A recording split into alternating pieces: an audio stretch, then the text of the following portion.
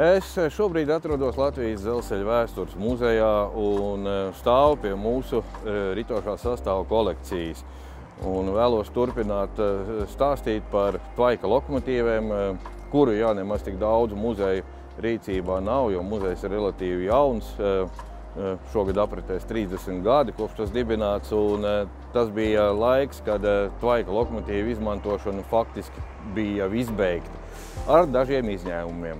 Un šī ir viena no lokomotīvēm, kuru izmantot arī jau tad, kad Latvijas dzelzceļš bija neatkarīgs, arī Latvijas valsts bija atguvusi savu neatkarību, proti 1999. gadā, kad dzelzceļš svinēja savu 80 gadu pastāvēšanas jubileju.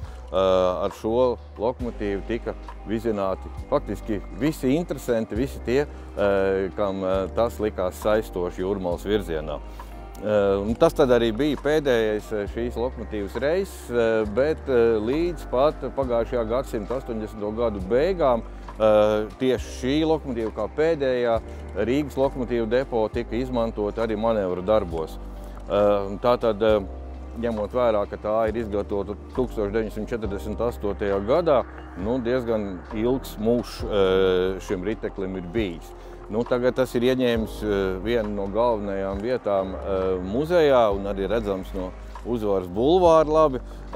Jā, diezgan jaudīgi, diezgan spēcīgi lokomotīvi, kuras jauda to pārēķinot zirgspēkos bija aptuveni 2500, un tātad arī aptuveni tikpat smagu vilcienu sastāvu šī lokomotīva varēja pavilkt. Kas ir diezgan iespaidīgs lielums.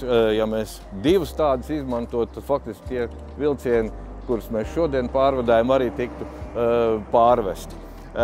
Runājot konkrēti par šo, tā ir Padomju Savienībā faktiski Otrā pasaules kara gados radīta lokomotīva, un arī bija visizplatītākā aptuveni 4200 šādu ritošā sastāva vienību tika saražotas trijās rūpnīcās, gan Krievijā, gan arī Ukrainā, Luganskā, un faktiski no 1962. gada ieņēma to galveno darba zirga vietu Latvijas dzelzceļa iecirkņos. Protams, galvenokārt kravas pārvadājumos, bet tika izmantot atsevišķos gadījumos arī pasažieru vilcienu vešanai. Lokomotīvas asu formula, tas nozīmē skrejas skaits, dzenošo riteņu skaits, balstars viņai nav, ir 150. Tas nozīmē, ka ir šīs 5 dzenošās sakabinātie riteņu pāri, kas nodrošina pietiekoši lielu saķeri, un svars ir mazliet virs 100 tonnām, tad arī pietiekoši liels spiediens uz sliedēm. Protams, tas jau tajā mirklī, kad sliežu ceļi bija pēc kara savesti pienācīgā kārtībā. Faktiski visos lokomotīvu depo Latvijā tā tika eksploatēta, tātad tā ir un ieņem būtisku lomu Latvijas dzelzceļa vēsturē, un arī šobrīd, kā jau iepriekš minēju, ieņem būtisku lomu.